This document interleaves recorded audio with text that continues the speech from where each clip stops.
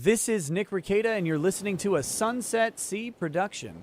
It's better than whiskey.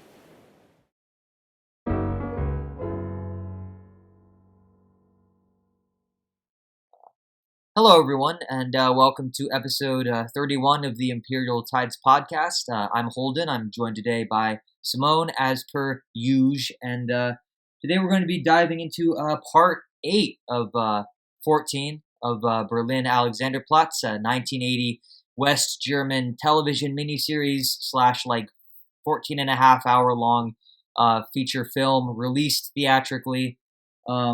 This episode, so we're on 8. We're past the halfway mark now, so we're over 50% of the way done, and this part is called the sun warms the skin, but burns it sometimes too. And I think the significance of the title will come into play later, but for now, let's start with a bit of a play-by-play as to a play-by-play of what actually happens in the episode itself, right? So let's start. Let's get right into this right here. Okay, so the episode opens with Franz visiting Max's bar past closing time, right? And so Max, he's the bar that we've seen in pretty much all the episodes up till now. This is the neighborhood bar that he would go to with Mech back when they still got along.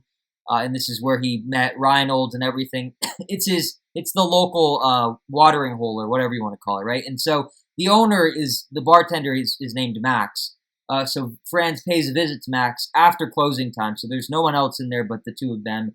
And Max he's a bit surprised and a bit disturbed to see Franz after all this time, and also to see him without one of his arms, right? And so while Franz is there, he also he generally starts to exhibit this sort of strange behavior, right? Bizarre behavior.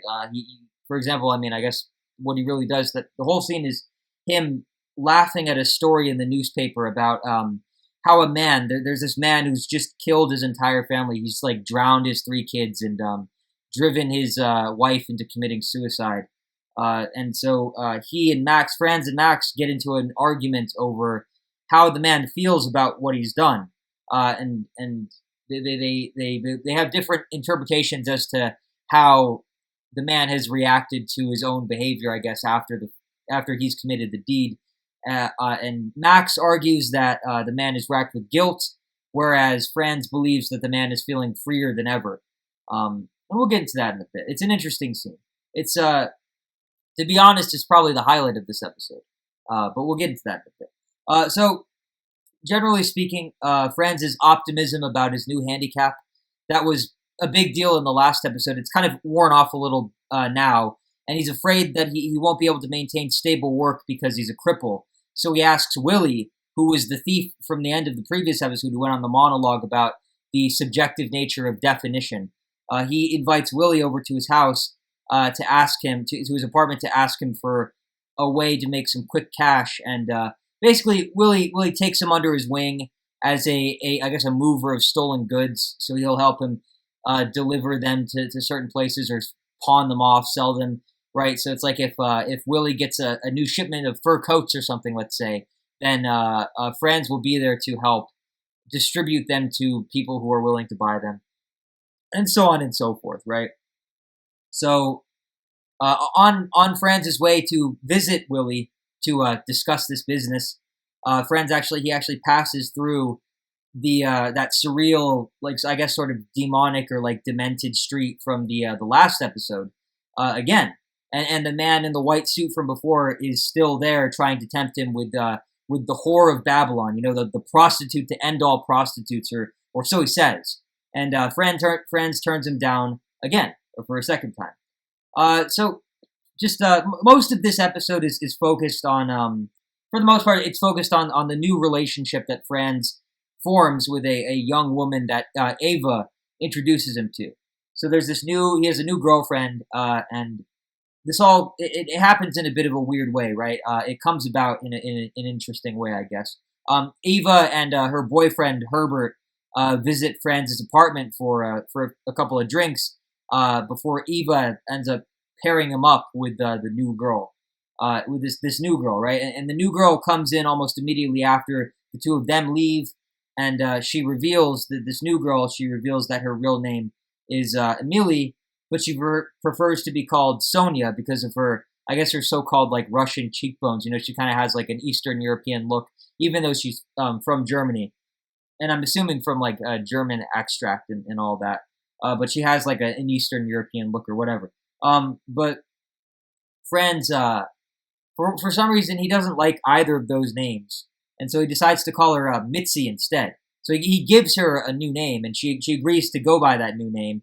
And the two of them, together, they enter a sort of blissful but also intense relationship, right? They go for boat rides, they play hide and seek together in the woods, all sorts of lovey-dovey things like that. And she ends up giving Franz a caged yellow canary, a bird as a gift. And it is heavily implied throughout the episode that she's a prostitute, right? And that's how she and Ava met in the first place, right? Because Ava tells the story to Franz that Ava, she ran into Mitzi or Sonia or Emily, whatever you want to call her, Mitzi. She ran into her for the first time in one of Berlin's various train stations, probably offering her services to the passerby and whatnot. And when they met, Mitzi told Ava that she came to Berlin for the social aspect of life in the big city, right? The parties, it's where everything's happening, it's where it's happening and all that, right?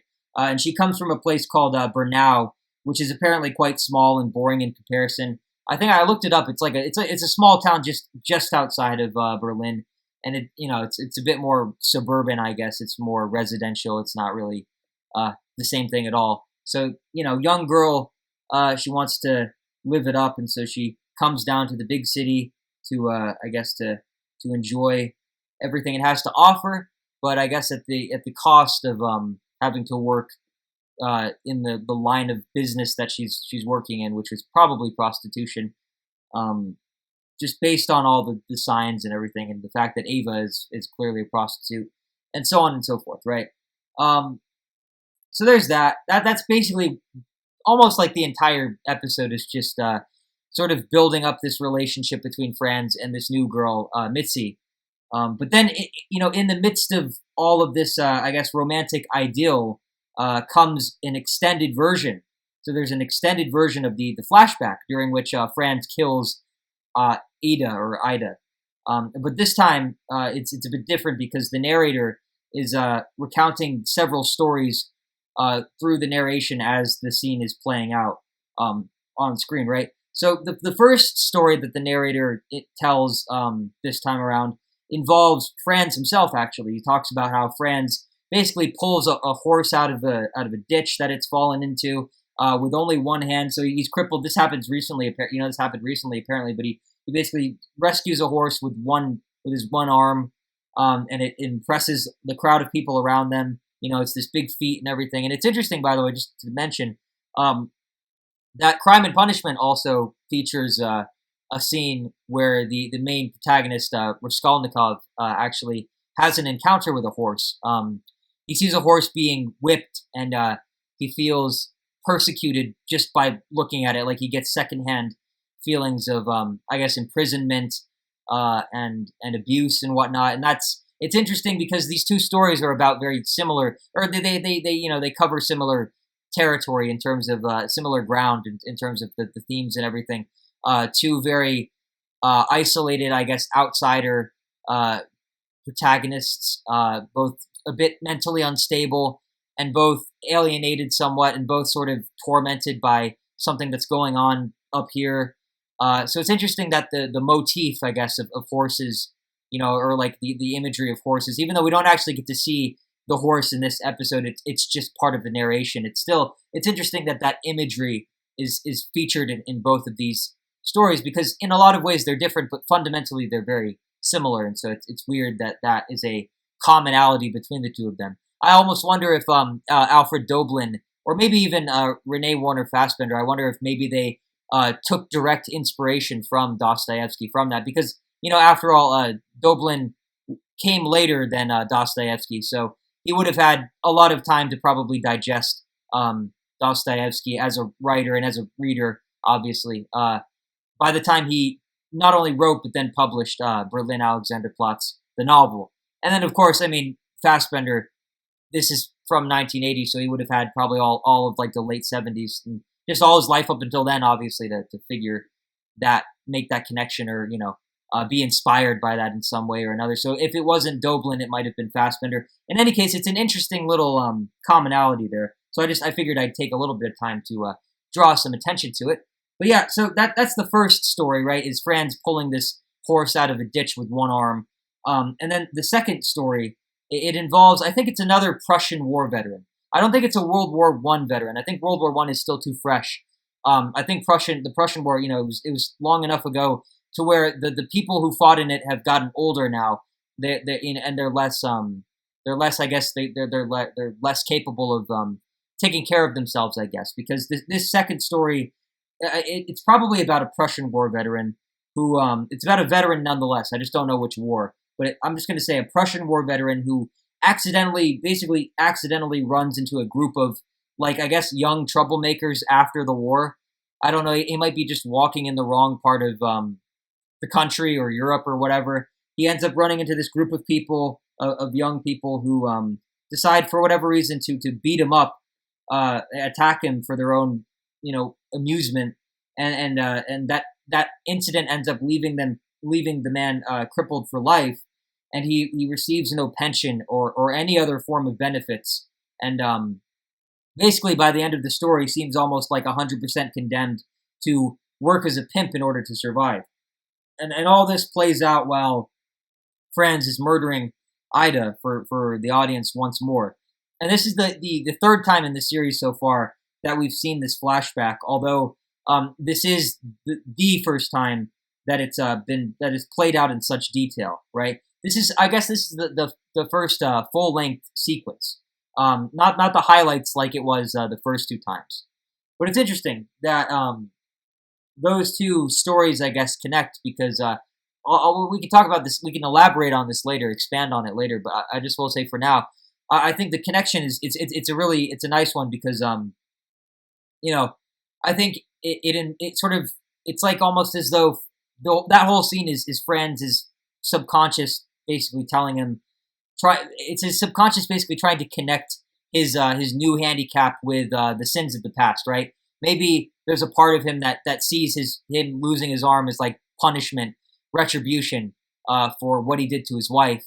Maybe there's an aspect of that. And then also in the second story as well, the fact that other cripple was condemned to a life of crime, it seems to tie in pretty well with what's going on in Franz's life right now. I mean, working with Willie and selling all these, transporting all these stolen goods and everything. It seems like he's pretty much doomed to, fated to get back into the old rhythms that he was afraid of getting into. And that's something that he even directly addresses in this episode as well. There's a point where, well, it's when Willie offers him the job as a sort of transporter or whatever, right? He tells him, it's like, basically, well, Franz goes on a little rant by himself. He goes on a little monologue about how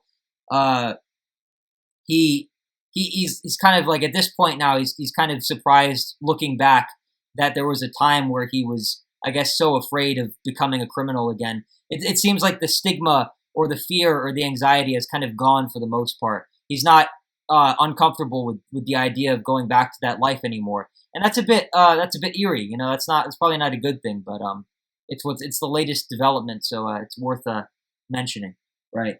So those two stories mixed, those two narrative stories in the narration mixed with the famous flashback at this point again, and so then immediately after the flashback ends, we transition into Franz banging on Ava's door to ask her advice about something, right? And it turns out that Mitzi she's actually been sent a love letter from someone, possibly one of her clients, because she's a prostitute, probably one of the people that pays her for sex and all that.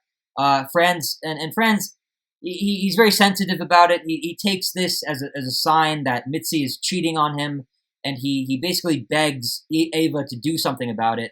But Ava Ava tries to have sex with him first because that seems to be her thing, right? Like anytime Herbert isn't around, she tries to go straight for good old Franz. But Franz is too anxious and distracted to go through with it.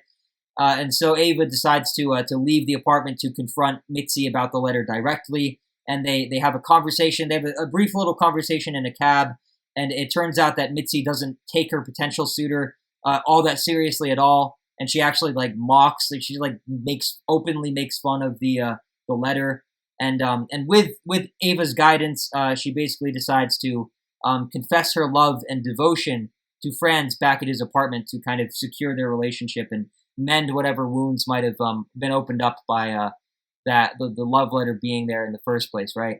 And so from there, Ava comes back to her own apartment, wakes Franz back up, and tries to, I guess, dissuade him from being afraid of what's going to happen to Ava by basically just telling him how the conversation went. However, he still doesn't believe her, and that's pretty much how the episode ends, and that's pretty much the whole episode. There are plenty of things to get into, but I mean, just it's an interesting one. They're all different. I've got a lot to say about it, but is there anything you'd like to add to that, Simone? Did I miss anything from the synopsis? Is there anything you'd like to comment on before we move into the main discussion for tonight? No, no, we already covered it. Probably the things that I'm going to add would be included in the conversation. Sure. So let's get right into it then. Simone, what would you rate this episode out of 10 and why?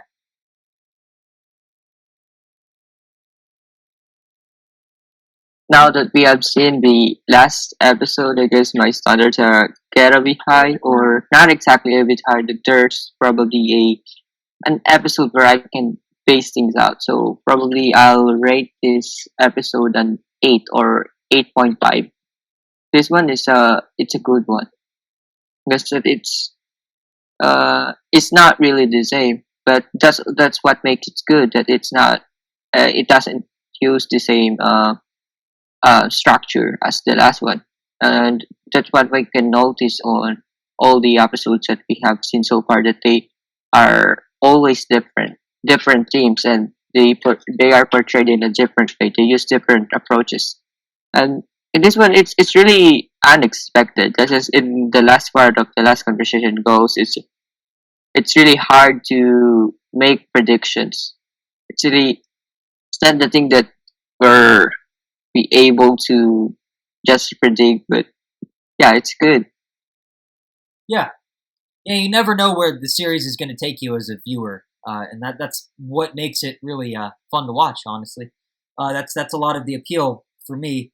But yeah, I would give this episode a 7, a solid 7, because like I guess the way I see it is that this has been the tamest episode that we've had in the series so far, right? It's almost like just based on the summary, I think it's obvious that it's almost exclusively focused on this new relationship between Franz and Mitzi, right?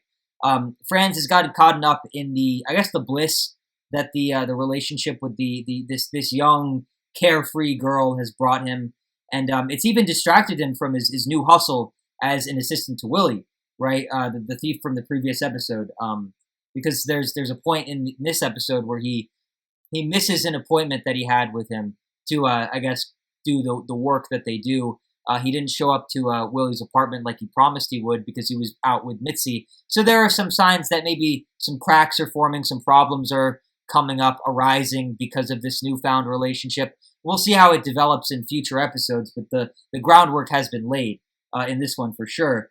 But yeah, and like Franz in this episode, it's himself. The narrative of the series has sort of paralleled the way that he feels, just like it has with everything else. It reflects him and his interior states and how he is at that particular moment in time, right? And so we as viewers, for us, we spend in this episode, we spend the better part of an hour sort of just floating through this, I guess, this dreamy romance that Franz has established with Mitzi.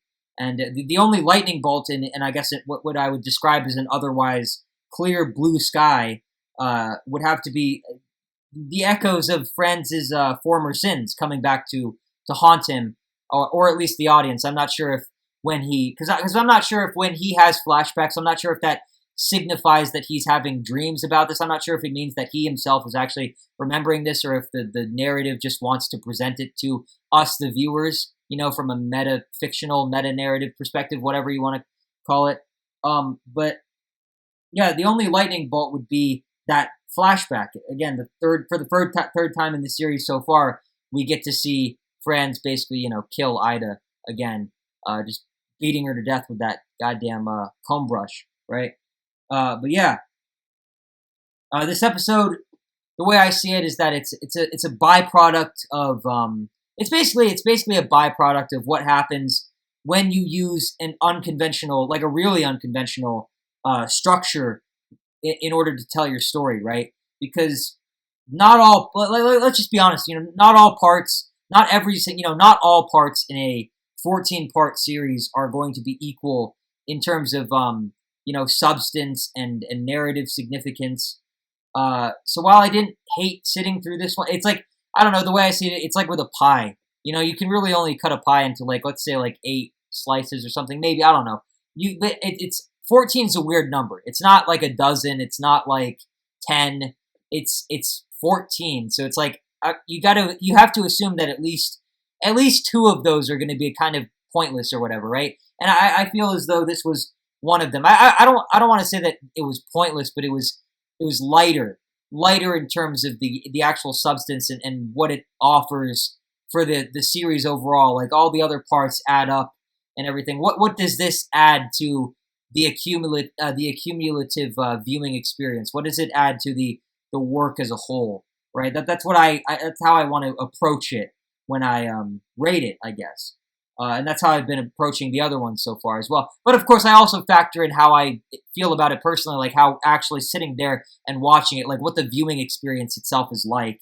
And for me, I can't say that I hated sitting through this one. I thought it was a pretty pleasant viewing experience because it was light, because there was less baggage. It was in a lot of ways this episode was it was a nice little break, I guess. It was a break from all the chaos and the madness and the sickliness and the dysfunction from I guess a societal, political, and personal perspective that the series has been emphasizing pretty much up until this point, and still is. I mean, that's all still there. It's just to a lesser degree, and it's like you get to take a step back with this one and kind of kick your feet up and relax a little bit,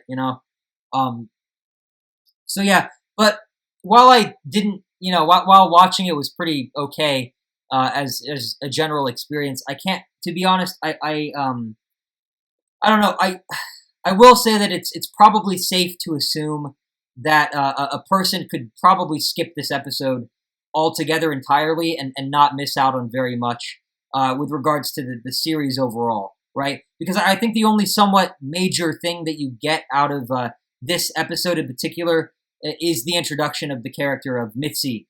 But even if I would argue that even if you were seeing her for the first time in, say, like part 9 or 10, it would probably only take basic inference making skills or whatever, context clues and all that to figure out who she is and what role she's playing in the show and things like that. So I don't know. Episode 8, it's a pleasant viewing experience, but mostly meaningless. That's the best way I would describe it. I think it's, like I said before, it's a welcome break from all the chaos and madness. But I think it's one that could have been a lot shorter, maybe, and still retained the same effect, if not been a bit more efficient by just cutting its runtime in half. Maybe this could have been half of another part, and then they could have continued the narrative from there. But I don't know. Maybe they structured it a certain way. Maybe they know what they're doing. I don't know. Maybe they took a lot of pains to plot it out as precisely and effectively as possible. But yeah, for me, things drag out for a bit too long in this part.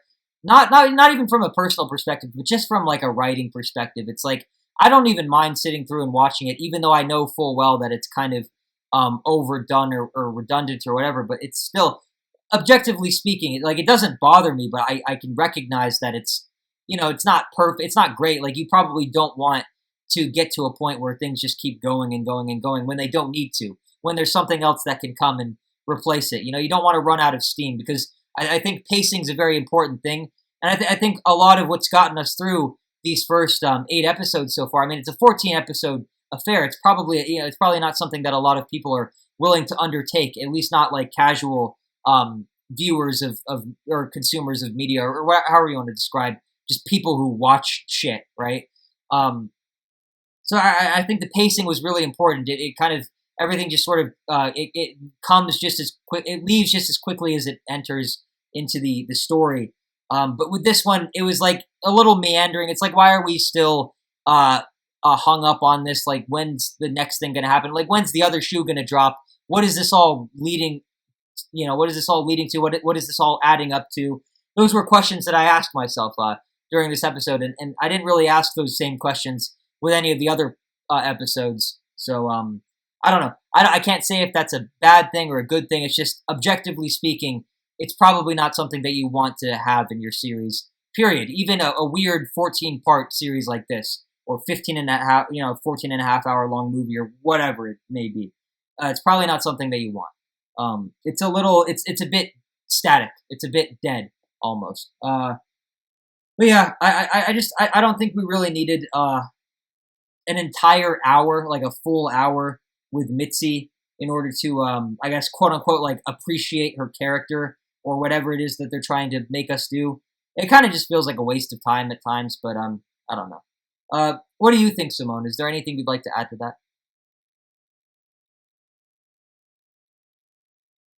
Yeah, maybe we can get to his opinion again later. But I think that it's interesting when she entered the scene. She entered the camera. She's been inside this episode that she's welcome. She's also angelic. I think you can notice it that every time that there's a new girl that's been introduced to Fran's apartment, they have different kinds of entrances. They create a different aura, or how they would probably contribute to the show.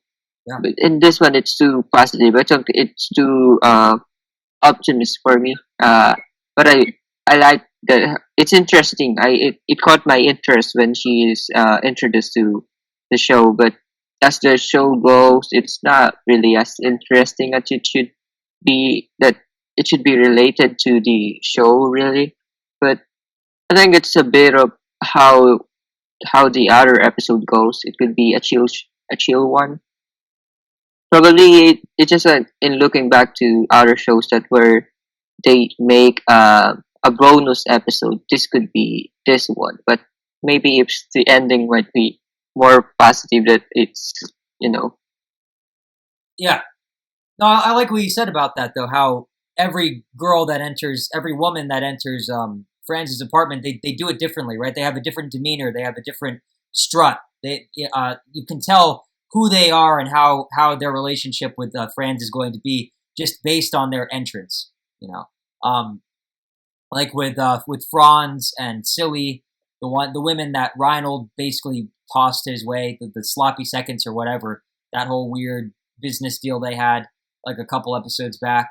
I think it was episode 6, right? Episode 6, a Grim Reaper with powers given from God or something was the title of that one. They just sort of walk in. It's very quick. It's very like, it's kind of just doesn't mean anything, because those two were kind of cheaper relationships. They were less important. Whereas with Ava, it's like she comes in and puts on like a whole show and does like this whole thing. And that's because she's a main character. She's almost always there.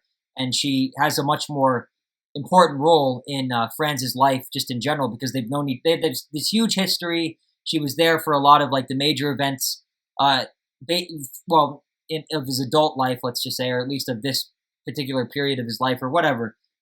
She was there. She's not. It's different. There's a range, and they establish the range through the introductions alone. So that's a great thing that you just pointed out there, someone I hadn't even thought about that, so that's a good one. But yeah. So what do you mean by So earlier you said that you thought that the introduction that Mitzi got was a little too optimistic. By too optimistic, do you mean that you don't trust it? Like, do you mean that you think it's going to fall apart soon? Something like that? It's too optimistic that I'm driven to that. I got really in hopes that I think that's the driving force that get me into the show. That I think that I had a lot of predictions how significant her character might be. I think she is for this episode, but not really to the show itself. Not much contribution for how the future of the show will go. Well, so what do you think is gonna? I don't know. How do you think the relationship is gonna play out? Um, you know, is it gonna go well? Is because when you say too optimistic, what I think is that you don't think that it's gonna end up being like a happily ever after kind of situation or whatever, or that she's gonna be like the one for him, or she's gonna be a positive influence on his life, or et cetera, et cetera. So I want to hear what your thoughts are regarding that, if you can. uh, it's not really common to see this kind of scenarios in here that it's if they're going to put something optimistic, it's not in this way. It's just there's a not exactly balance, but there's a shadow that casts over a particular character, that there's a predictions that something might go wrong. And in this one, it's really hard to it didn't give me that kind of predictions. Right. It's too optimistic in the way that it changed my perspective on how would this particular episode will go, or how will the characters will play out. Yeah. So, I mean, yeah. Speaking of how the episode went, to start, I mean, Simone, what did you think of the opening scene at the bar? Right. So that was the conversation between Franz and Max. It was the story in the paper about the man who had just killed his entire family, and it was also the debate that Franz and Max have about how the killer is feeling after committing the deed, etc., so on and so forth. What did you think of that opening scene?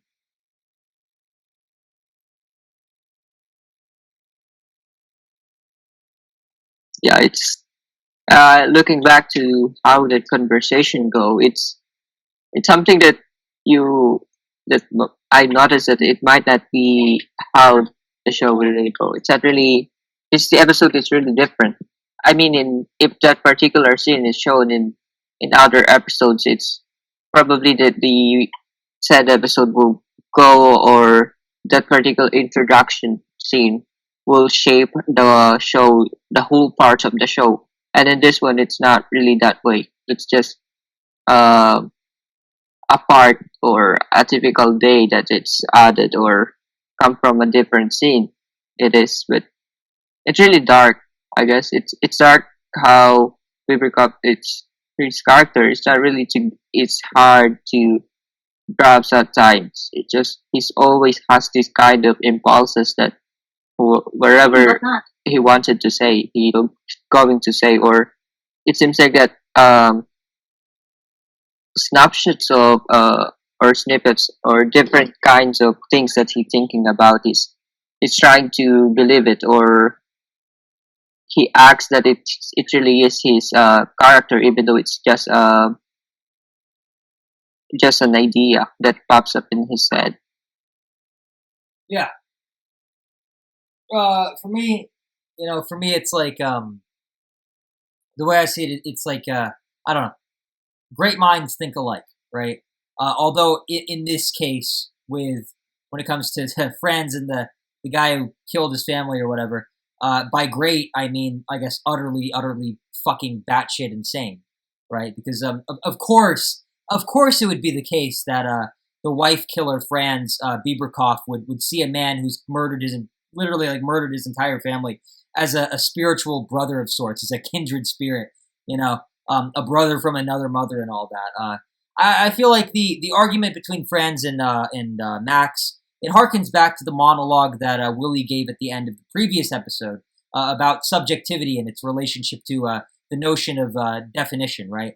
Because here in the bar, both Franz and Max are projecting themselves and their individual sets of expectations onto the man from the news story, right?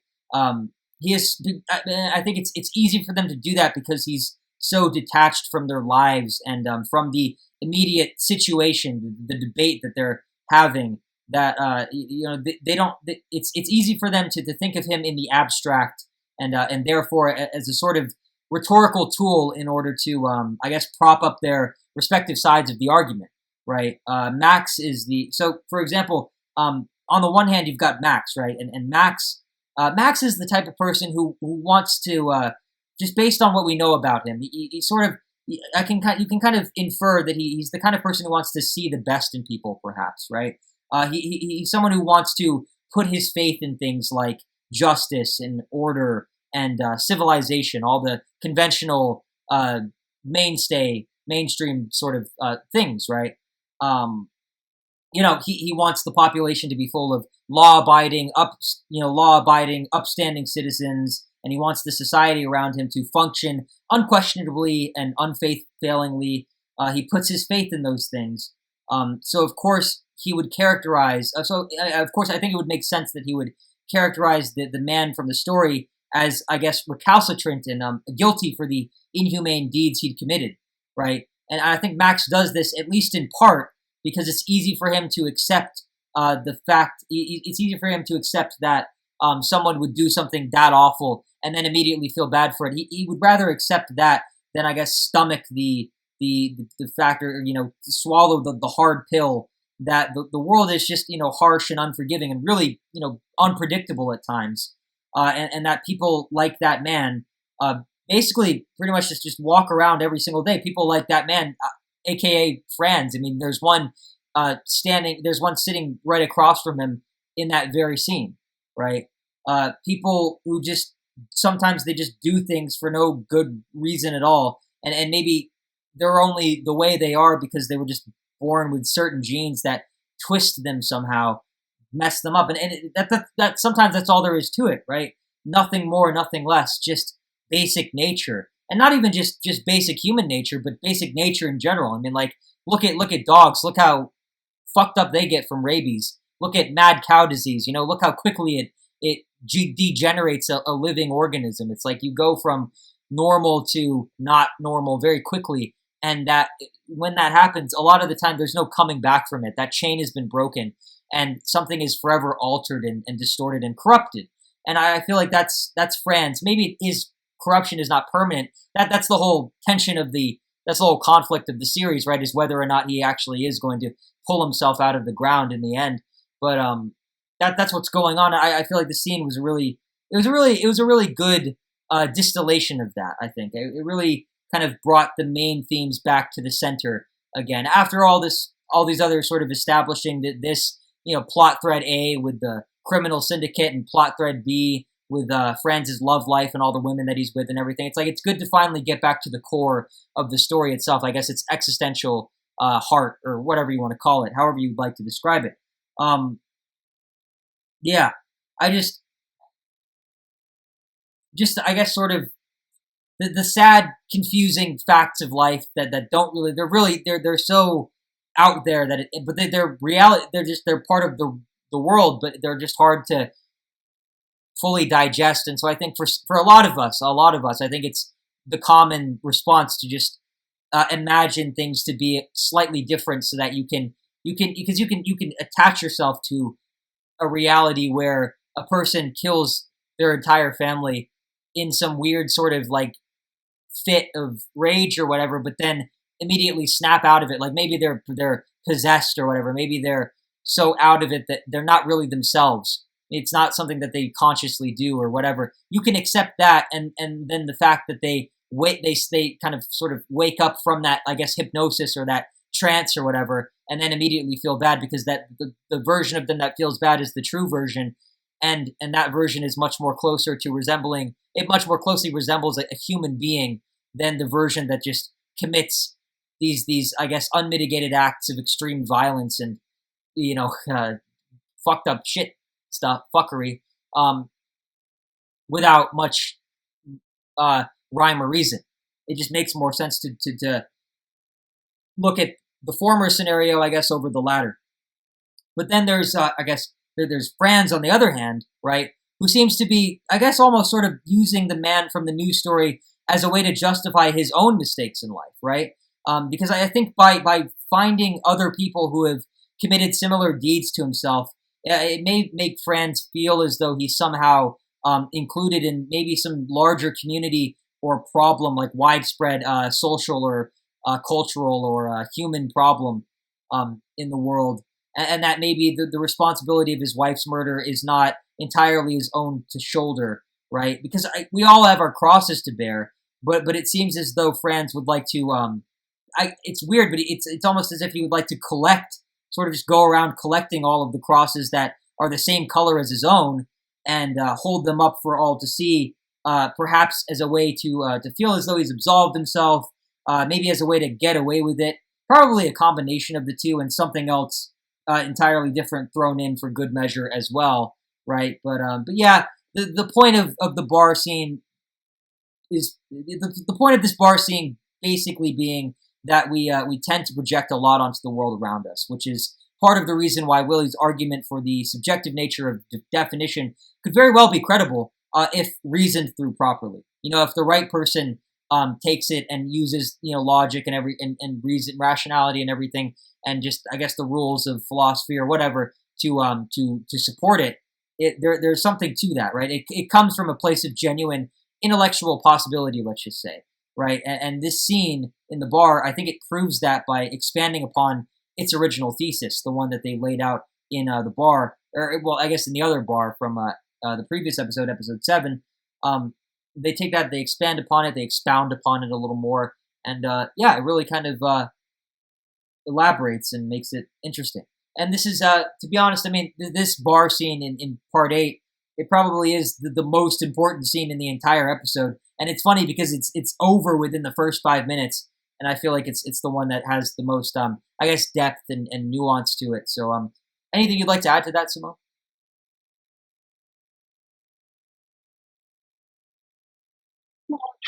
Yeah, because usually the introduction of the show, it's really shape how the show goes. So it's not. Yeah, it might also change your perspective how the show is structured. And also it's getting back into that narrative to how Willie's perspective as a criminal, or his opinion about how we see things differently. It's really it's this is the exact same thing. It is a better skit or dialogue, or how that particular opinion is really goes. It's much more effective. It's really the scenario in the in the previous episode where where France when the cackling women just walk by, or whatever it is that other people interpreted in a different way, it's not really that much relevant to how those how Will's opinions is. I think this is the best scenario that they put up to really get much mean to make his opinion much more interesting. It is also effective in a way that they are a two different person and a two different set of values that they believe in. It seems like after France get away from prison, that it seems that now that is everything okay, that he's not really that much in constrained with what happened before, or the reason for him to be set in the jail. Which it seems like that he's really, with all these kinds of evidences or set of things that took place, that he hold these things and bind this together to make it a reason for him to be able to move on. Or this is his sentiment that whatever he did in the past is not really that bad, because there are also other people who do this, and maybe they have the same principles that makes them see the world differently, or consider the same, that what they did is not really bad at all. Yeah, yeah. little bit of validation and whatnot, right? Um, but yeah, I think the main difference between this scene and the scene in the last episode with Willie's monologue, I think, well, so it's like Willie's monologue was basically like the joke version of this one, right? It was the joke version of this scenario. It was like taking that whole concept and just kind of using it for a quick laugh and just kind of introducing the viewers to it. This time, though, we've come back to the same sort of premise, but we're looking at it from a much more serious, much more sober point of view now because the subject matter is pretty heavy, right? It goes to the exact opposite side of the spectrum. It's like you go from a stumbling drunken woman to just sort of messing around to someone just killing their entire family like that. The implications of both of those situations are entirely different from one another. It's yeah. So it goes, I guess, goes from 0 to 100 real quick and all that, as they say. But yeah, um, it's interesting. Basically, comedy to tragedy and all that, right? But so just in terms of I don't know, because this episode is so, I guess, relatively light. I think we should actually take a little bit of time, Simone, to like get into the title itself, right? So, Simone, what does the episode's title? The sun warms the skin, but burns it sometimes too. So that's the sun warms the skin, but burns it sometimes too. What does that have to do with what happens in the episode itself, narratively? Do you think? Like, why is it called that? What does that actually mean? So on and so forth. Yeah, the title is really interesting. It seems like always and always I try to make predictions to how each show will go. Or whenever I read I I save the I didn't read that much, or I usually check the Wikipedia article about this show, about this miniseries. Or what really happened after I watch each shows, or what the title is, or what or the full summary of what took place in a particular episode. And I always try not to look at what's the title of the next episode would be, because it might be a great spoiler. And I always do that, and I didn't do it with that one.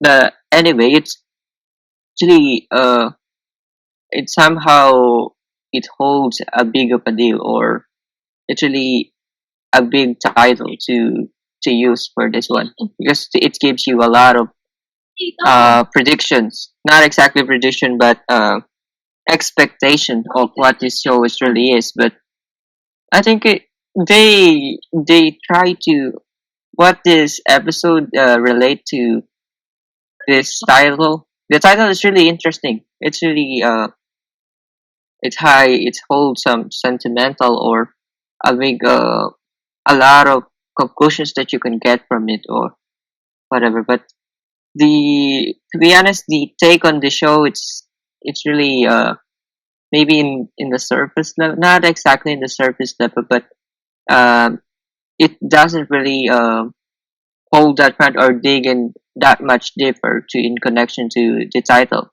Probably they are able to establish, or to brought this element that is connected to the title itself, but it's not as impactful that it should have with compared to how the title of the episode with Reinhold is. It's about uh I forgot the title, but you mentioned it earlier about the episode with Reinhold. That's really it's the that episode is able to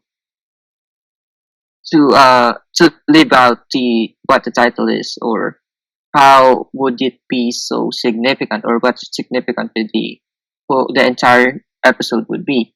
And in this one, it's not really that much, uh, but it's not also something that I would say that a bit too far. But it could be in that way, but but it lacks. It should be some grip or impact, much more harsh. It's just like I said with Mitch's character. It's too optimistic. It's not it would be somehow simple, not too simple, but it might stale, or didn't embody the titles that much. Yeah, and I think the title you're talking about might be from part 6. I think it was a Grim Reaper with powers given from God, right? And that does pretty accurately and succinctly, god damn, I can't talk, succinctly summarizes who Reinhold is as a character and like what he's going to do in that episode. Like that's a perfect title. It's a summary of what happens and before you even know what's going to happen, right? And that like that's what you said. It's like you could be spoiled. You could almost be spoiled by like the titles of future episodes and stuff because they really are. They prime you for what's to come, and so it's like you just need to be prepared to I don't know take it on and all that. And so yeah, I think for this one, for me, the way I see it, this title again for episode 8, the sun warms the skin, but burns it sometimes too. The way I see it is that it must be referring to the relationship that Franz has with Mitzi, right? Because that really is what the whole episode's about for the most part. And I think I think it's referring to the relationship, but I also think it's perhaps foreshadowing what's to come, right? Because Franz so far he's been pulled in by Mitzi almost overnight, and it's caused him already to sort of shirk out on several of his other responsibilities, including the new job that he has with Willie, right? And Mitzi herself, she's not as sweet and innocent as her, I guess, her appearance and demeanor would initially lead a person to believe, right? Because besides probably most definitely being an actual prostitute, she doesn't seem capable of just in general of like handling her emotions the way that an adult would. You know, she's still very naive and immature and incapable of seeing the world as it is. The way that I guess most adults would. Going back to what we were talking about projection and transplanting what you want to see onto the world and everything. It's like that's a lot of teenagers tend to do that. You know, when you're in that point in your I guess self development where you're feeling sorry for yourself all the time and you're blaming everything else for your own problems and all that. That's something that let's say a lot of people on Twitter, for example, don't really know how to grow out of yet. It's it's a thing where it's like you need to get to a point where you take personal responsibility for your own actions. You need to be accountable, right? And I don't feel like Mitzi's there yet. She's very young, very young mentally, very young psychologically. She's like a kid still, and she's very childlike in her general, I guess, worldview. In the sense that it's very embryonic, right? Like it's not even developed yet. She's the intellectual equivalent of a fetus at this point. Everything just sort of comes very fast and it's very intense, and she doesn't really think ahead or think, I guess, reflect back. Like in the scene with the forest and everything, where Franz trips over a branch and kind of busts his head open a little bit. It's like a tiny little scratch, but she cries over it, like she cries because she loves him so much or whatever. It's like what's going on there? Like, can't you kind of reel it in a little more and calm the fuck down? Basically, it's like that's a sign that she's not. It's like they're actually almost a good fit in a sense because they're both sort of unstable in different ways. Franz is like he's a nutcase, but she's more like a typical, I guess, more like a typical young woman or whatever, a typical woman of her, female of her age, kind of. Well, no, I don't know. I wouldn't say typical person of their age. A very, man or woman, very romanticized, very romantic at heart, very sort of all over the place, obsessed with ideals, obsessed with the abstract. That seems to be the kind of person that she is, generally speaking, but maybe not generally speaking, because that's literally all we've seen of her so far. That's her character to us, based on what happens in this episode, which is, again, like we've been saying, not a whole hell of a lot in comparison to everything that's come before, right? But the way I see it, it's like, I guess the best way to describe it would be that not only is Mitzi an easy target for others, but she also makes for a pretty damn good marksman for herself, and almost completely by accident as well, almost completely unintentionally, it seems. Because, like I said, she's not at a point in her life yet where she's able to fully comprehend the power others have over her and the power that she has over others. and also just the world in general, like how life is, what life is, and all that. And it seems that naivete, may prove to be a problem for Franz very soon. I would say, very soon. It might end up pulling him in a little too deep, or wound him to the point where he does something drastic in retaliation to feeling slighted, like maybe, I don't know, maybe kill the bird or something as like a symbolic breaking of the bond or something. I mean, it's like if he's gonna freak out this much over like one random love letter like he did at the end of this episode, it's like who knows what would happen if Mitzi did something that like really offended him and really pissed him off. I feel like it would kind of undermine everything that he's been doing up until this point, in a sense, because it would make him backtrack. It would bring him back to the point that he was at with his wife, where he was just beating the fuck out of her until she stopped breathing or stopped moving because he just couldn't control his rage. He couldn't control his emotion in the moment, and let that sort of demon in him, in all of us, really get the better of him. But especially in him, I don't know if we all have it. Well, I guess we could all be capable of having a demon like his, but his are pretty fucked. Like, let's just be honest, they're not the norm. But yeah, anything you'd like to add to any of that, Simone?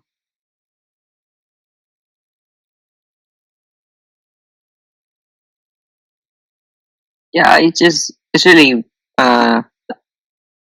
really weird how, or it's not exactly how I imagined it, how the whole scenario or episode will go, because she's really at some point she's really innocent. It seems like that she doesn't really know anything about how the world works or how things are.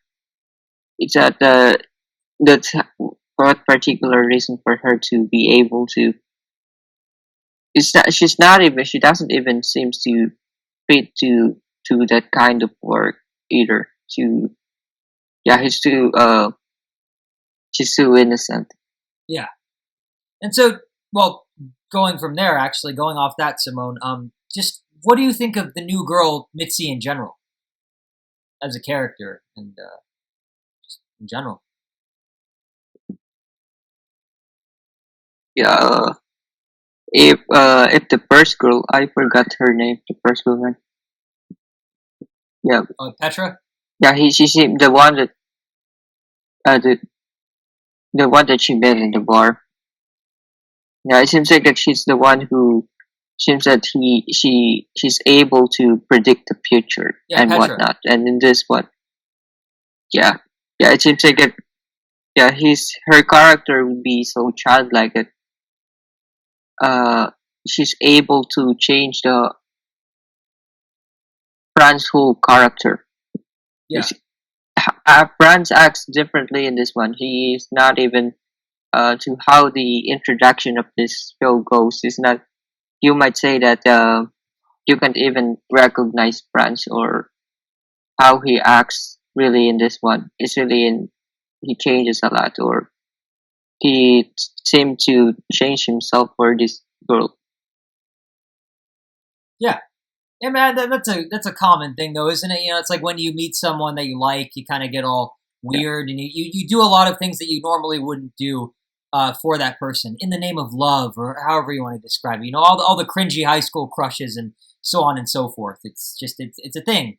But yeah, when someone like Franz does it, it's a little different. It's a little like, where's this gonna go? You never know what to expect because he really is unpredictable. Just like the show itself. I mean, he's completely a show that's, you know, a series that's centered around a person like this. Everything's going to be unpredictable. Everything's always going to be up in the air. You never know what to expect. You never know what's going to happen next. Um, and with Mitzi, it's like you said, it's a little too optimistic. It's like, well, I don't trust it. I don't think this is going to end well because it started off. It's just, this isn't the tone that we've set for the series at all, based on everything brought us to this point. Like all the what is it?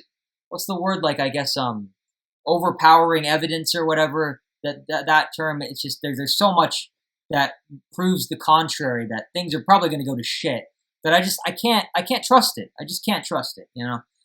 But in terms of Mitzi, just this initial impression of her or whatever, her intro into the series, the way I see it, she's sort of like, I guess the best way I could describe it is that she's sort of like springtime and summer all rolled into one, but the spring and summer of a person's life, right? Maybe the eternal forms of those seasons, I guess. And what I mean by that is, like, in other words, things like youth and vitality and energy, high energy. She's a very, like, carefree, free spirited individual who doesn't really think about tomorrow and doesn't worry about yesterday. Someone who's able to just fully live in the moment, and not because she's trying to, but just because that's her nature. That's just who she is. And so it's almost like, I guess, kind of like the nymphs or something of the woodland nymphs of Greek mythology. Almost, it's like they have fun. They run around all day having sex with each other and just playing these games and stuff, and they don't really. There's not a worry or a care in the world. Everything's perfect. Everything's yay yay yay. That's kind of how I see her. But the problem is that, obviously, she's living in reality and not in a myth, and so things work a little differently. The universe kind of abides by a different set of rules here, clearly. So I'm really curious to see how that conflict is going to resolve itself, whether it be peacefully or disastrously. Likely it's going to be a big fucking disaster, but I don't know. We'll see. You never know, especially not with this show. But yeah. Like I said before, everything with Mitzi, everything with her seems to be very intense. At least with Franz, right? Because like we've said, Franz has a very hard time pulling away from her, I guess, orbit. Kind of like how the Earth orbits the sun and all that. And like the sun in the title of the episode, the influence that she has over him is very, I guess, all encompassing, very total, and bipolar almost, right? Because in this episode, we don't. I will admit that we only really get to see the positive aspects of this dynamic play out, because shit hasn't hit the fan yet. But when it does, I'm assuming that it won't be pretty. I'm assuming that it will be this level of intensity to the other side of the equation, and it's just going to be a fuck fest. But because, like we said, even a single random love letter from someone that Mitzi doesn't even care about, and something that she doesn't take seriously at all, that's enough to make Franz consider ending the relationship altogether. So just, like I said before, imagine what might happen if, like, something really pisses him off. You don't want to know. But anything you'd like to add? Anything you'd like to add to any of that, Simone?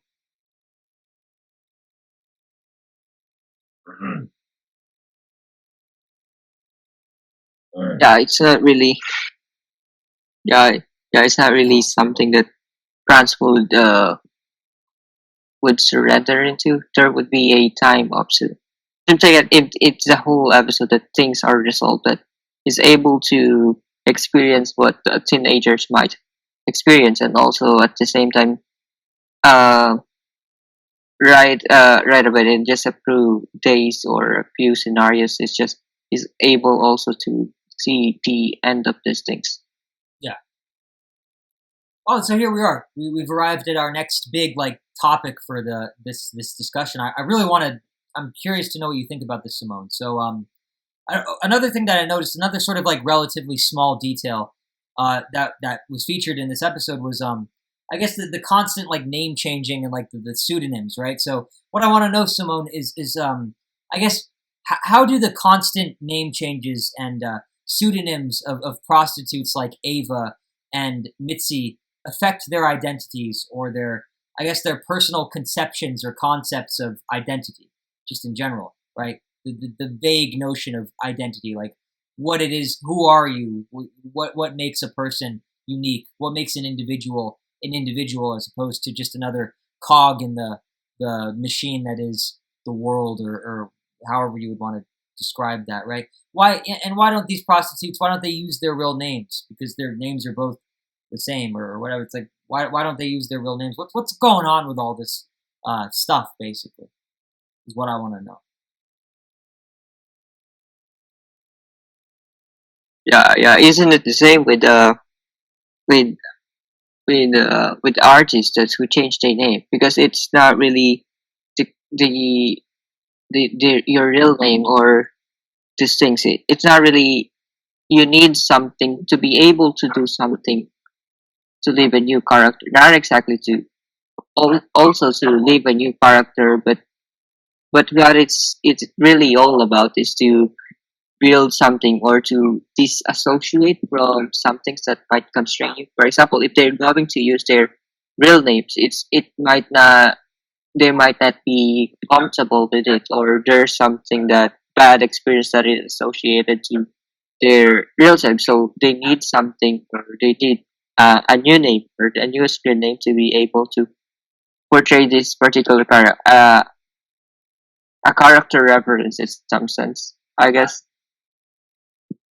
it's Yeah, really interesting how it was also revealed that Ava's real name is not really Ava. It's also Emilia or Emily in some right. sense, but it's good Yeah, I that don't. it's Yeah, she's really able to leave a different character than it's also we can notice this in Mitch's character. It's also that the way that she introduces herself, that her middle name is Emilia, and now she's called that Franz can call him as Sonia. She pronounces a different way.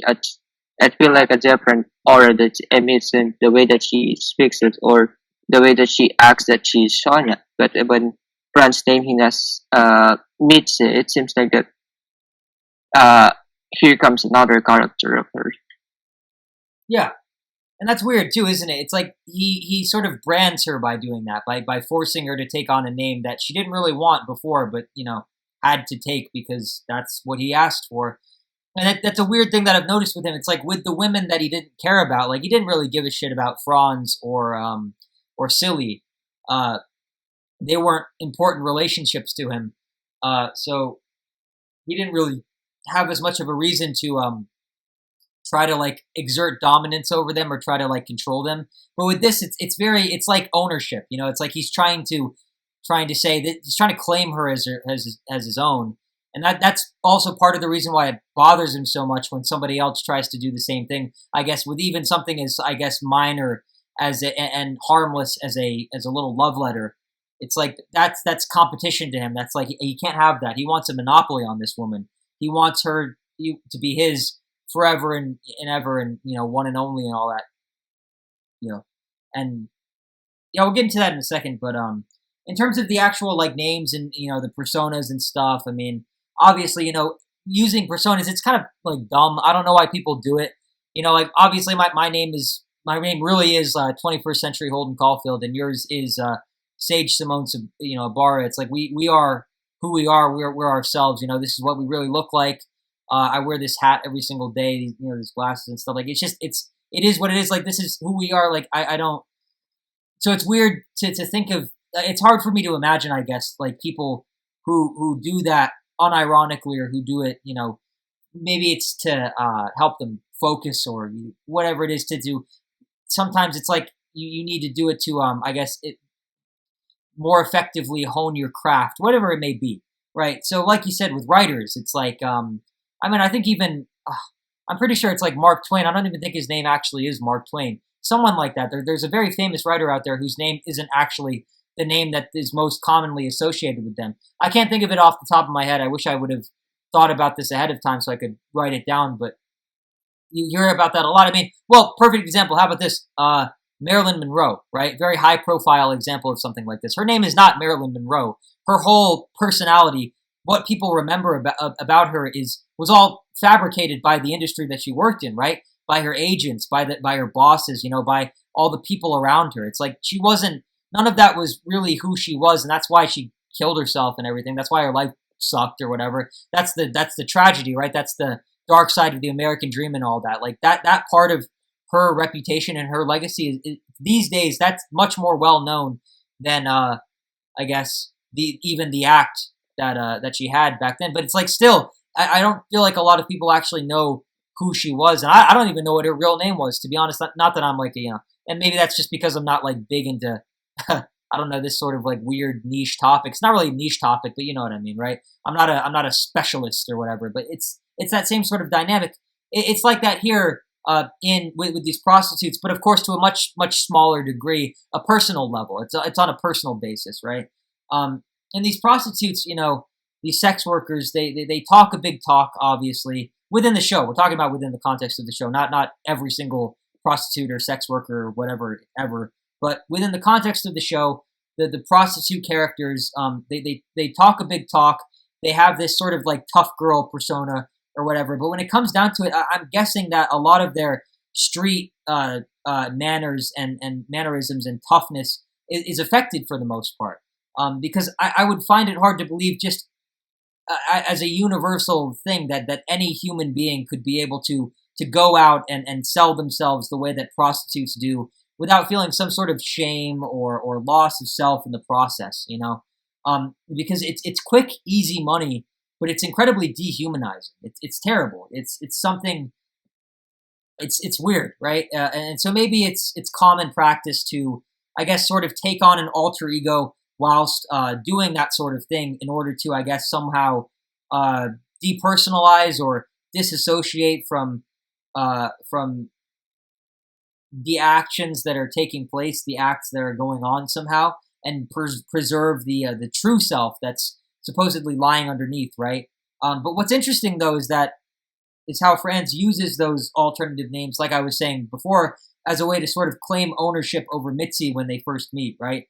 Because even after she tells him what her real name is and then what she prefers to go by, gives her two options, he passes up both of those pre-existing options and instead creates a third one for what seems to, and the only reason he seems to do it, it seems like he's only doing it for his own personal amusement or whatever, And there's a sinister undertone in his decision, as though he's using her as a sort of puppet or mannequin on which he can, like we were talking about earlier, transplant or project the perfect woman or the ideal partner onto, right? Who she really is doesn't seem like it matters to him very much. It doesn't seem to matter to him very much. The things and the things he likes about her in their relationship, they're all very prostitute-like, if that makes sense, right? Like her doting, her crying over him, her the way she acts in the bedroom or whatever. It's like none of that has very much to do with her actual personality or content of character, but rather the way she acts around him. And it's almost like he's her VIP client or something, The dynamic is far from wholesome or genuine. It's when it comes down to it, it's all just one big act. But it's an act that's I guess glitzy and glamorous enough from Franz's perspective that Franz doesn't he doesn't seem to have a problem buying into it because it is very appealing to him. It's very attractive, right? Very alluring, like and he orbits around it like the Earth orbits around the sun, and hence the sun, it gives us light. It's the reason why we're all alive, but it can be the heat can get pretty unfucking bearable sometimes, I guess, as they say, or whatever. I don't know. Couldn't think of a great analogy there, but I hope I'm making enough sense anyway. But yeah, it's like she's his private little dancer or something, like his favorite stripper at the strip club, that's the way I see it. So is there anything you'd like to add to any of that, Simone?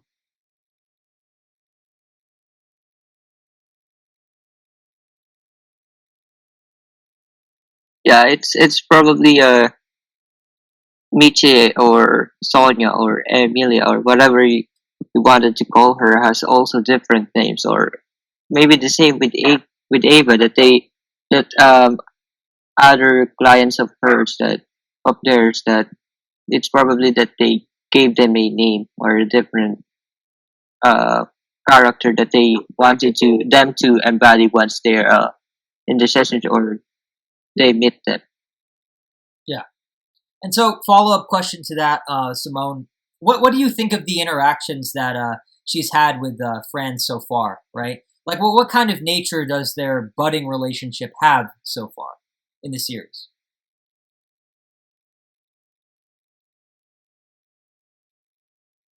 It's really weird. She's really naive, as you mentioned. That she's really innocent. That it's just that she's not really capable of doing these kinds of things. That it's not really. It might be as impactful as the title or something, but I think that Lena's character or the other women that Franz um he is able uh to welcome in his life. They have much more significance, or not exactly significance, but they are. uh, I see much more impact in his character at some sense that, because after this episode, it seems like that this kind of character, to the way that he acts, would only be in that show. The way I predicted, or I see it, that um, a few more scenes or nights of just or one drink, it that all these scenarios or all these things that are related to this particular scenes that going on in his mind might vanish, or he might just shrug his shoulder away with this. Yeah, there's very little keeping him from becoming different or whatever. Just like there's not like it's very thin boundaries or whatever. So yeah, I don't know. Do you think things are gonna end? Do you think things between them are gonna end well? Just in general.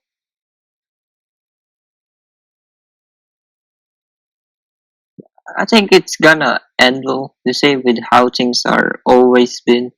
That it's just he's able to.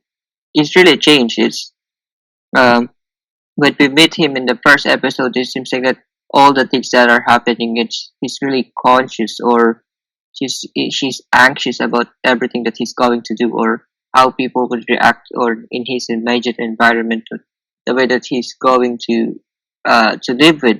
That's why there's also a weird sentiment of him, or belief of him, that he shouldn't let anyone that he loves to work for him, to do all the works for him, to make the living for him. That's also one reason that I noticed. But now that he's totally changed, he's an own person of his own. That maybe he realized how things work. That things comes and go, and that's it. That he's really. But now it's just it seems like he's really easy to move on. Yeah, That there's not much. There might come a point that he'll be able, that things might be so passive that it's not, might not passive, but things might just happen for what it is, and that's all. It just come and go, and he's just keep on moving forward, or not exactly moving forward, but some of his values and beliefs might constrain him for whatever the things that he probably believes in, or the choices that he will make in the future. yeah, and maybe his like obsession with not being uh dependent on other people or whatever, being the breadwinner. He wants to be the breadwinner. Maybe that also has to do with power, right? Maybe it's like he doesn't want to be the lesser half of a relationship or whatever. He wants to be able the one who he wants to be the hot shot caller. God, I messed it up. The big baller shot caller and all that. Big baller shot caller. Some the hot shit big boy, big pimp. Number one on the town, Daddy-O. He wants to be that guy. He doesn't want to be the little cuck in the background, just kind of like watching everything happen from his bed or whatever. He doesn't want to, and especially now that he's lost his arm, it's like I doubt he would. Because remember, there was an episode, I think it was like episode 4, even all the way back in episode 4, where it was like uh, Ava visited him when he was in the middle of his like drunk existential crisis or whatever. And she was just like, come live with me. I can just pay for everything. Like you can have your own life. I can cover everything for you. You can just chill, sit back, and I'll do all the work for you, basically. And he turned it down. He turned it down. He just did. He was like, fuck it, I don't want to do it. Because he wanted to figure things out himself. He wanted to do the work on his own. I think in general, it's kind of, he has good intentions about it. I think there's a goodness to it. It's like he just wants to earn that all himself because it will make him a more complete person. I think that's the main thing when it comes to this dynamic of being in control, of being independent. But I also think there's a certain element of like when he gets something that he really wants, he wants to keep it. He wants to do. He basically, like when he gets something that he really wants, he's basically willing to do whatever it takes in order to keep that thing, in order to guarantee that thing is going to be with him forever, whatever. And so I think Mitzi kind of presents a dangerous sort of it's like a bit of a dangerous sort of possibility for him, right? It's like if he cares about her this much, it's like, what is he willing to do? What lengths is he willing to go uh, in order to make sure that she stays with him? It's like, I don't know. That's how massacres happen, or what? I don't know. He might go on a killing spree. He might do something weird. I don't know. But in terms of how the relationship's going to turn out, it'll probably end with him like beating the living shit out of her for cheating on him or something, or maybe thinking that she's cheated on him. I don't know.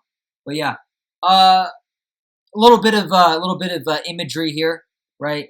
Simone, is there anything significant about the yellow canary in the cage that Mitzi gives Franz as a gift, right? The bird that she gives him as a present. Is there anything to that, or is it just a bird?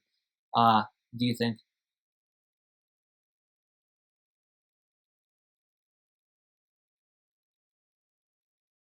Maybe there's something in it, but I don't know if it's significant or whatnot. But it's disturbing. It disturbs me how she put that cage on top of the table because it's not really stable. So I'm worried that at one point it might collapse or the cage might fall because it's not really stable. That's the main concern about that scene.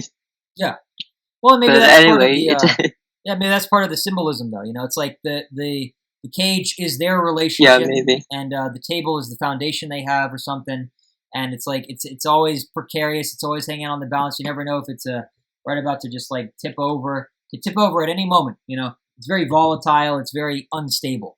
And the way I see it, it's like if you want to if you choose to look at it as a visual metaphor, I guess it could represent the dynamic between Franz and Mitzi so far, right? The bird is yellow. Going back to this whole sun thing, it's like the bird is yellow like the sun, but it's bright. It's hopeful. There's optimism to it. It's cheery. All the things that you associate with the color yellow, and also yellow. Obviously, like we've talked about in the very first episode, harkening back to Fyodor Dostoevsky again with Crime and Punishment and Raskolnikov's room. It has the yellow wallpaper, and that's part of what drives him insane. Yellow, it can be positive. It can be all these happy things, but it can also be sick. It could also represent illness, right? Like the yellow wallpaper, the short story about a woman who goes crazy because the society around her doesn't believe her because she's a woman.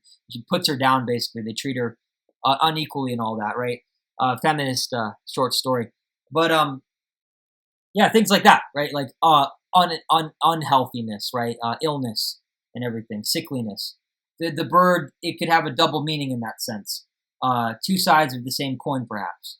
And it's like I said, it's bright and it shines and it's yellow like the sun, but it's stuck in its little cage, like the feelings that Franz has been developing for Mitzi, like the relationship that he's sort of solidifying with her. It's sort of trapping him a little bit. It's sort of fucking with him. It's not good. It's not healthy. It's not what it needs to be, I guess. It's not what it should be. What it should be is too deep into it to be salvageable, maybe, right? I mean, because Franz, he feels something for her clearly, but the circumstances of their relationship are not exactly suited for that sort of serious commitment or I guess true love or purity or wholesomeness or whatever it is that he thinks is going on with him with regards to his relationship with her, right? So maybe the bird is a visual representation of the best that the relationship will ever be. Uh, um, it's, I guess, to put it in a sentence, it's promise hindered by reality or something like that. Promise hindered by reality. So yeah, anything you'd like to add to that, Simone?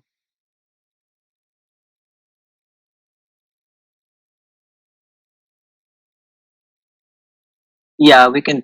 I think we can put it that way because it's always there's always with these kinds of shows that there's always symbolism that in each background that not to compare it with other shows that are widely known right now.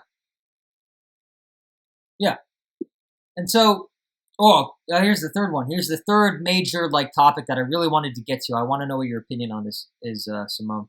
So, Simone, let me ask you this. Right? Why are prostitutes so attracted to Franz? What is it about him that strikes a chord with them? He's like a prostitute magnet. Like, why do they like him so much? What's going on there? What's the dealio, as they say? What's the deal? What's going on? What's happening?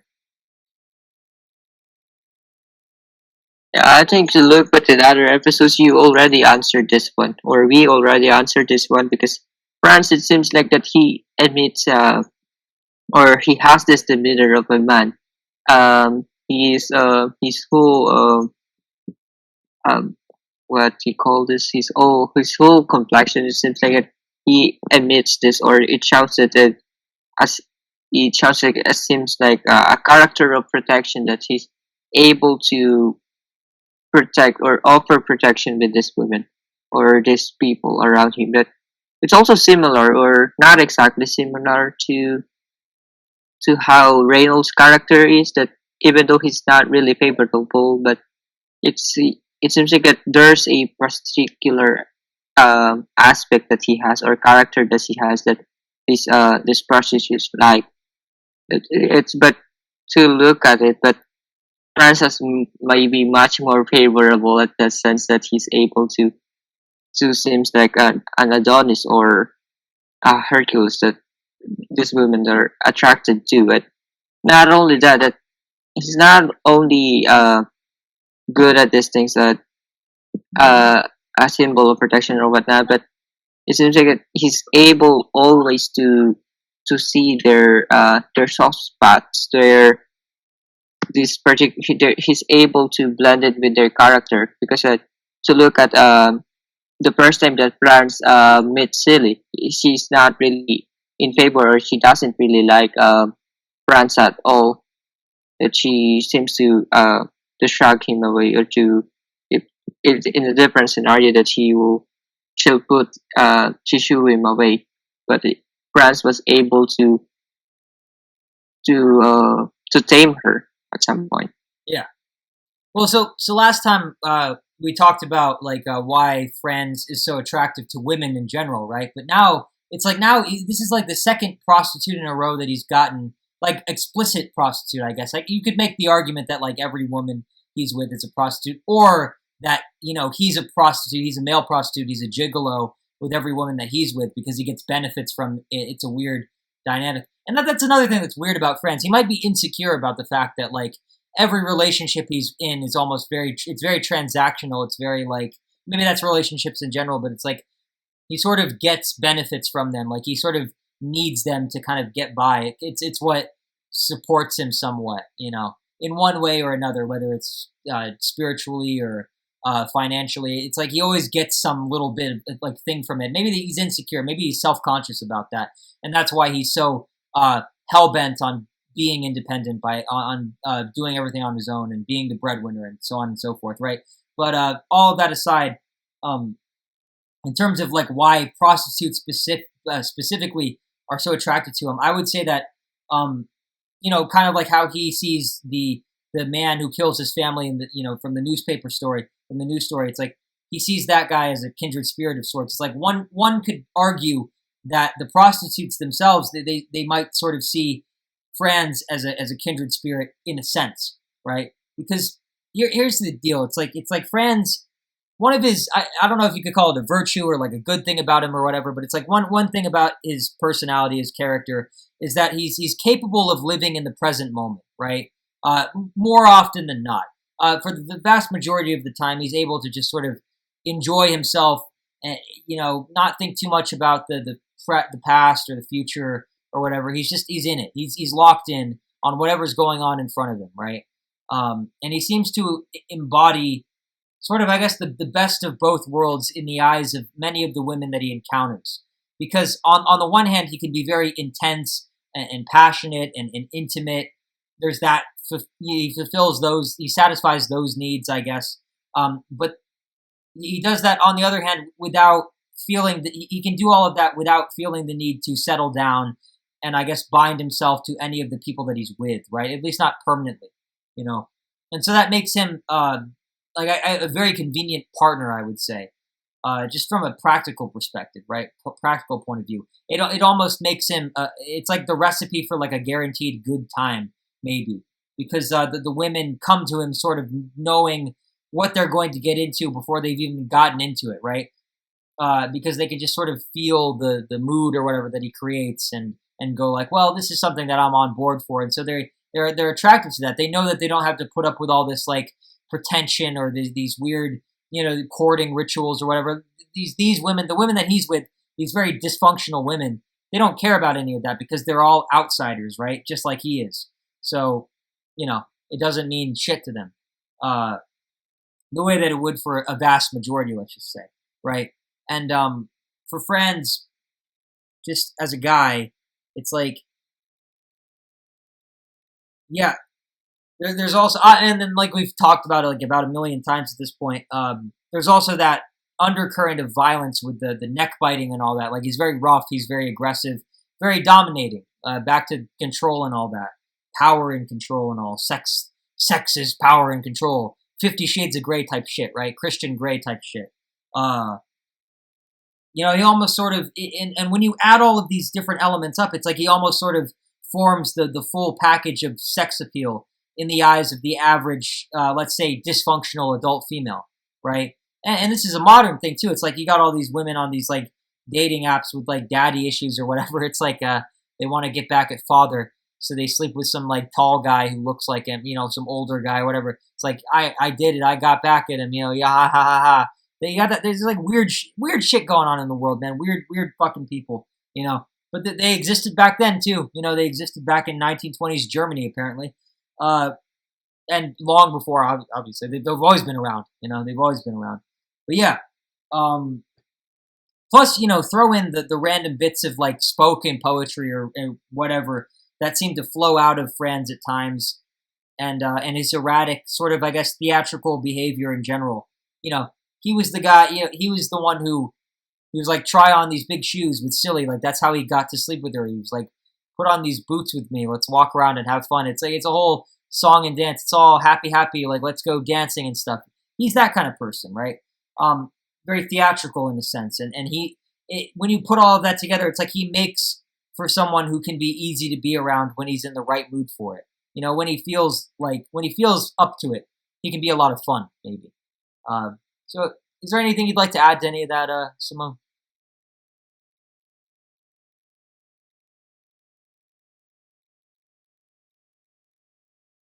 It seems like that they're able to see a similar characteristic, or there's a experience or a particular perspective that they can share together. That's how all these things work. Yeah. Yeah, they all have a common ground. Like they all speak the same language, I guess, because they're all outsiders. They're all of a similar breed, of a similar type, and whatnot. But yeah. I guess we're coming up to our last 3 questions here, so make these ones count, Simone. I guess I don't know. Not that we're like playing a game or something here. I don't know. I don't know why I said that, but So another big thing, Simone. What sort of impact does the extended flashback sequence of Franz killing Ida in this episode have on you as a viewer? And you can compare it to the other 2 flashbacks that we've had in the series so far, if you want. But I guess the key thing that I'm looking for here is for you to include the juxtaposed narration as well. So I'm curious to know what you think of this whole thing, because it's interesting, and yeah, curious.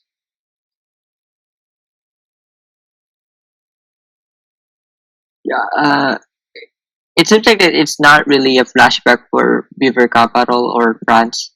It's not really a memory for him to look back or to look at, to be able to look for how it all started, what's enable him, or not really enable him, or what's really his foundation, or after he got out of prison, or where he really started from, where he is now. But it's not really that.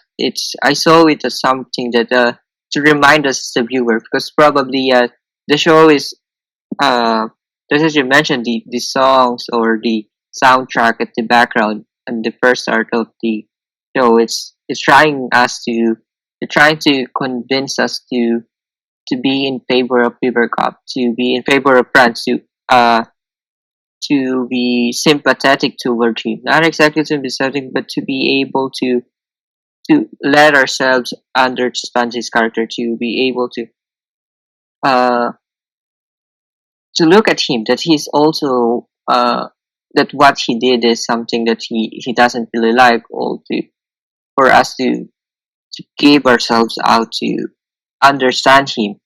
But now it seems like that tables are turned, not exactly, but uh, if we're if now that it's possible for some of the people who are watching the show that probably I am now, that I'm able to be in favor of him, to to like his character, that he's not really, or to forget all the bad things that he did, because he, at some point, that he also seems that we are all human. He has also this characteristics of what human being are, this common nature that we all shared together. But now it's the narrator is trying to remind us that, oh, you shouldn't look at France at this one, or it might be a test or something, to or how our opinions from the beginning are might change at how far this show has been.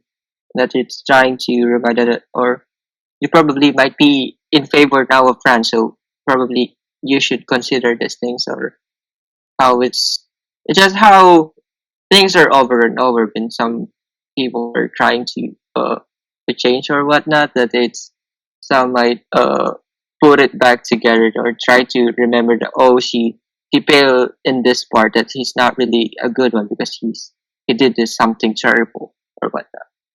Yeah, yeah. It's like it's working on like three different levels there, right? It's like with the audience, it's the show telling the audience like, hey, remember, this guy's not all cheery and lovey dovey and everything. Like, he's actually a cold blooded killer. He's capable of murder and everything, right? That's one part of it, and then there's also the part of it that's, I guess, the existential or like artistic aspect of it, right? Where it's like you know what he did was a big fucking deal. Like, he took a human life, right? It's not something that he's going to be able to get over easily. It's something that he's still processing in his own weird little way. It's not something he can escape like overnight. He's made a lot of progress. He's changed a lot in 8 episodes, but he's not quite there yet, and he might never get there. That's a big hurdle to try and jump, and so it's kind of reminding us of that sort of sobering fact that, yeah, hey, he's not out of the woods just yet. He's still probably very deep in them. That's something that's going to keep coming back continually over and over again, because it happened, and there's no moving away from that fact, and there's no going back. You can't take something like that back. You have to live with it for the rest of your life. It's like alcoholism or drug addiction. It's like once you get sober, once you go clean, it's constant maintenance. You're never the same again. It's a chronic disease or illness, or however you want to put it, chronic affliction, let's just say. This is the same thing with him. It's like he's murdered. He's not going to go back to the time, the days before he wasn't, a murderer. He's got to, for the rest of his life, he's going to be a murderer. Even if he doesn't kill anybody else after he killed his wife, he still killed his wife. Therefore, he's a murderer, and will always, for as long as he lives, will always continue to be. It is what it is. So that's what they're establishing. I said 3. I don't know if there was a third one. I feel like that those are the main 2. So let's just go with that. But yeah, in terms of the actual scene itself, in terms of the actual flashback, to me, there was just like way too much going on at once in order to take everything in properly, right? I would say that the avant-garde stuff, just in general, it's ramped up to the point in the series where it's starting to get a bit overwhelming for me as a viewer. Personally, maybe that's just me, but it's like, maybe it's an aspect of also like the language barrier factoring into things as well. Because maybe if I didn't have to keep up with the subtitles like all the time, I'd be able to immerse myself more fully in what's going on between the narration and what's occurring on screen. It can be a bit, obviously the whole point of it is to be disorienting. It's to be jarring. It's like, let's take this one thing that has absolutely nothing to do with what's going on with this other thing, and let's try to marry them. Let's try to mesh them together and see what happens, right? So you've got like, descriptions. It's like, here, this is how cattle slaughter works. Then let's do that. Let's put that with, like, I don't know, some friends just walking down the street or something weird like that. It's like, Okay.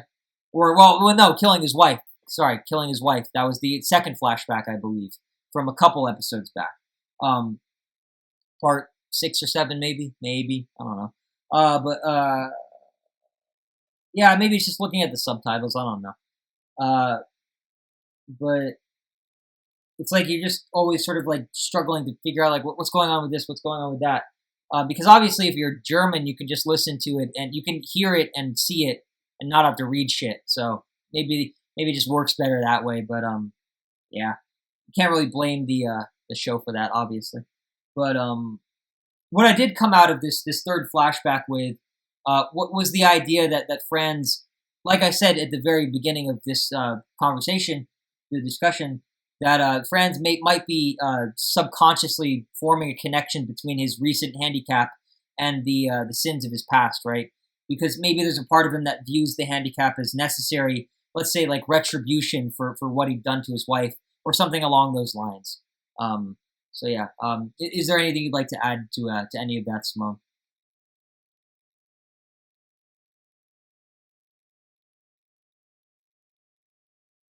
Yeah, there's always a lot of going on with each scenes that they are trying to put things all together, but as it's never really a scene that it's too plain or something. It's you can always relate it to something. They're even though that it's plain, they're trying to put a different element in it. It's always yes.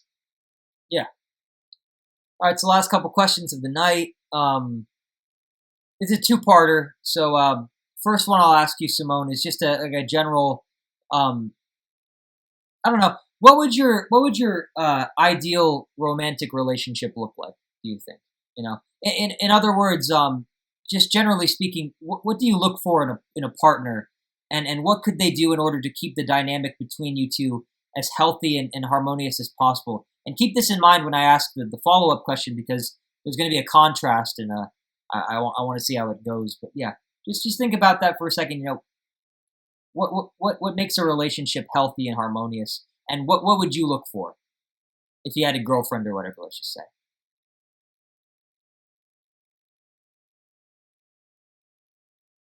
So that it's not really. I think the only thing that I'm looking for with the kind of romantic relationship that you're talking about, it's only for me a way out of some sort of communication. I guess I'm not looking for a different or you need to be beautiful or you need to be has these material stuffs or whatnot. It's for me. I see it as only a thing that's more of a communication thing. It's just something that probably how I realize books or how I read things that it's something that you're completely nothing or not exactly nothing, but it seems like there are a lot of things that going on and you need something or some sort of set of values or a mechanism to be able uh, to get to understand what's really going on in your mind. That's how I see it with all this kind of stuff. But I don't know. It's a different kind of communication. It's not really communicating at all. At some sense that it could be indirect or indirect kind of connection that is formed through where you're able to communicate. Some sense. It's really weird. I know. Yeah. No, but that's an interesting perspective. It is because it's accurate. Like it's communication. It's all communication, really. But it just depends on like what kind of communication it is. What type, what nature does it have? Um, what are the specifics? And it's I think it's different for every single person. I think it's like you know, like I don't want to be corny about it, but it's like with snowflakes. Every single snowflake is, according to I don't know if this is actually scientifically accurate or not, but for a long time it was kind of common knowledge or popular conception, myth maybe, that like every single snowflake is different from the other. There are no snowflakes that are exactly alike. Maybe relationships are the same.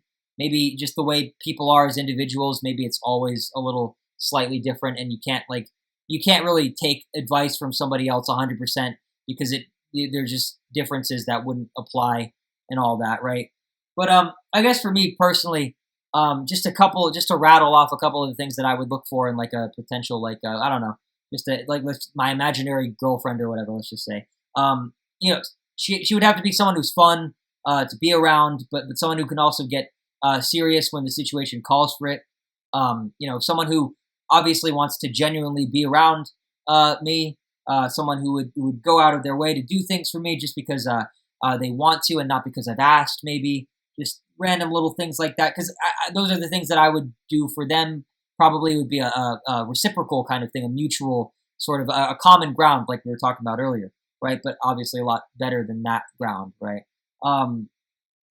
Yeah, just basically like I don't know, just a girl who knows me well enough to be able to let's just say, buy me like the perfect birthday present without having to ask me what I want directly. Something like that, maybe, something like that. And so, second question, the second part of this question, Simone, is do you think any of friends' romantic and sexual relationships are healthy? Would you say?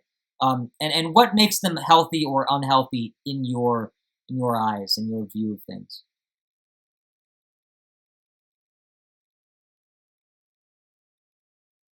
Like, do you see any of the stuff that we've been talking about in their relationships or not? Just now. Yeah, I think it's present, and sometimes it's especially with Lena. I think it's to compare it with how things are with Silly. It's healthy. It's also with France, the girl version of her. It's I think it's also healthy that they're able to establish these kinds of roles that they need to play inside the house. That it's a good thing that they're able to settle things that, oh, I this is my thing, so I'm going to do that, and this is my thing, I'm going to do. It's there also. I think that the only thing that most of the times what makes it not so healthy is the way that this relationship ends. It's not really that's how things really goes. Yeah. It's unhealthy how he ends things, or how he decide to drastically or out of nowhere decides to cut these things off. But there are some flaws at some sense at how he meet them. For example, with Silly, and also with France, and how Randall does just dump her or whatever. It's also with Ava. It's weird how they're able to form this bond, even though that he knows that it's not a good thing. It's not moral to continue his relationship with Eva, knowing that it's rooted somewhere. The foundation of it's flawed. That it's really not acceptable at all. No. And I'd be willing to argue that point a little bit. I would be willing to argue that for me personally, it's like the way that the relationship ends sort of matters the most, at least within the context of the story, right? So it's like, I don't know. I feel like all the stability or the order or whatever, like the good stuff that they had, it doesn't count. It doesn't mean anything because it gets fucked so hard by the way that it ends that it's like that and nothing is nothing at the end of the day. It's almost like the opposite of a first impression, right? It's like the last impression. It's like, well, that was a disaster, you know. But I would say all the relationships he's had so far, they've all definitely been unhealthy in one way or another. All of them, right? He killed Ida. He straight up killed her. That's probably not the sign of a good relationship when you kill your partner. And then Petra or fucking Lena or whatever her name is, Lena wasn't willing to wait for him when he ran away for his little crisis and everything. And she had issues with the unconventional way that he viewed the world, with which he viewed the world before that anyway, right? With the magazines and stuff, like that was a problem anyway. They weren't the best fit for each other. They got along, but it wasn't perfect anyway. And then, of course, obviously, Franz and Silly, they were both basically just long-term casual sex partners, I guess, fuck buddies, if you will, and now you've got Mitzi, who is worse than all of them because, to be honest, I mean, she's shaping up to be someone who has the potential to completely undermine Franz and the progress that he's made in every way that counts by simply being who she is, like being who she is, this naive and ditzy, uh, I don't even know, young blood, I guess. And as for Eva, probably the most important relationship. I would say that she's at the top of the heap as far as like functionality goes. Like she can live in the world, she can work, she can make things happen. It's not pleasant, but she does it. She does it, and that has to count for something. But because of the means, it makes it so that she's definitely no saint. She's far from virtuous or whatever when it comes to a lot of things. But she plays a lot of love games with a lot of different people, right? You got her going to like all these resort towns and stuff, and going with one guy, but then Herbert comes along or some weird shit, and then she has sex with friends behind Herbert's back. Even it's like there's no loyalty with anything. It's like the way I see it. I feel like this is common sense. It's like if she really, like as true as her affection for Franz is, like she has a lot of affection for him, but if she like actually loved him like 100% or whatever, if it was really as simple as that, she would leave all the others behind and move in with him and leave it at that. Leave it there. That would be the end. Happily ever after. Yada yada yada. Right? Maybe they could have kids and have a family, continue the generations and everything. Another generation of Beaver cops, and all that to put through World War II and all the shit that's about to happen, I guess. But yeah, it's like whether it's for work or play or ego or whatever, she just can't seem to let go of the life that she has now, right? And it's not a life that's conducive to a proper, healthy relationship.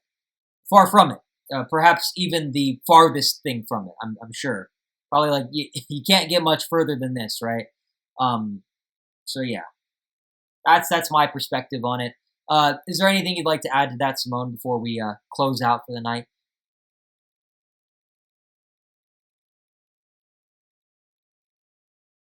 Probably most of the things that are included in his relation, it's more likely as an illusion or sense, at some sense that it's the way he see it, or it was portrayed that everything is okay at some sense, but it's not really ends with how these things ends. Yeah. That it's just a sobering. It leaves how each of this relationship ends. It leaves a sobering experience for us, the viewer, and also for Franz himself. Yeah, sobering's a good word for it, I would say. But in terms of just any general closing thoughts that you had, was there anything that you wanted to bring up earlier that you didn't have a chance to, maybe, or anything you'd like to go out with? Predictions, maybe, for what's going to happen in Part 8? Anything like that at all comes to mind? Yeah, this one is really. It's just I don't know. I think we should be ready for how this show works. That it's the other the last six episode will always be different from each other. That there are some interconnectivity as is, or we can connect each of it at some sense, but it seems like that it rotates in the differences, or there are always new elements that are represented. They use different approaches in each one at some sense. But for now, I think I shouldn't. My only prediction for this one is the next one would probably definitely be a different from this one. It's always this. Yeah. All right, cool. Good discussion tonight. This has been episode 31 of the Imperial Tides podcast. I've been Holden. He's been Simone, and yeah, guys. I don't know. Part 8 of Berlin Alexanderplatz.